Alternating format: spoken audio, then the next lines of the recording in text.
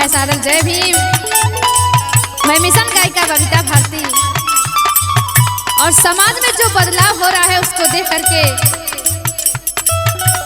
मैं आप सभी लोगों से कहना चाहती हूँ, कबले सोई जागा ये बहुजन माना मोरे कहानवा, अरे माना मोरे कहानवा।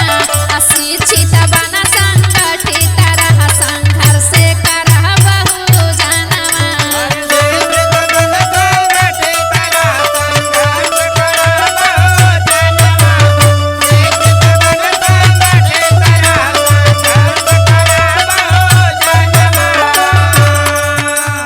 हालत सुधर जाए जिंदगी बदल जाए, बदली विधि के विधानवा, अरे बदली विधि के विधानवा।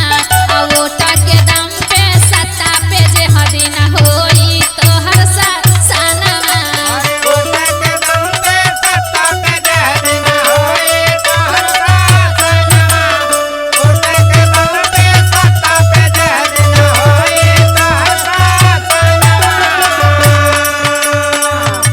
और देखिए बाबा साहब अपने बहुजन समाज के लिए यहाँ से विदेशों तक पढ़ाई किए। गौर कीजिएगा, कैले पढ़ाई लंदन में जाई राम जी राव के लाला नवा, अरे राम जी राव के लाला नवा। रात दिन जागी के तमके जगावे बदे लिखले संविधानवा।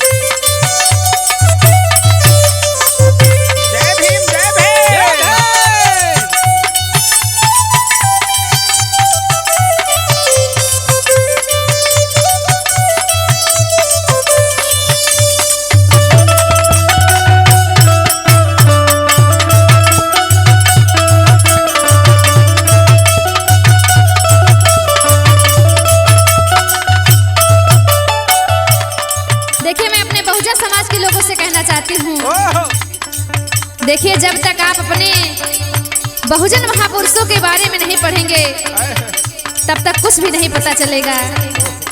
याद करा महापुरुषन के बतिया बढ़ावा भीम के मिशनवा, यार बढ़ावा भीम के मिशनवा। असमता मूलक अधिकार जे दिहले बबीता के मिलल सम्मानवा।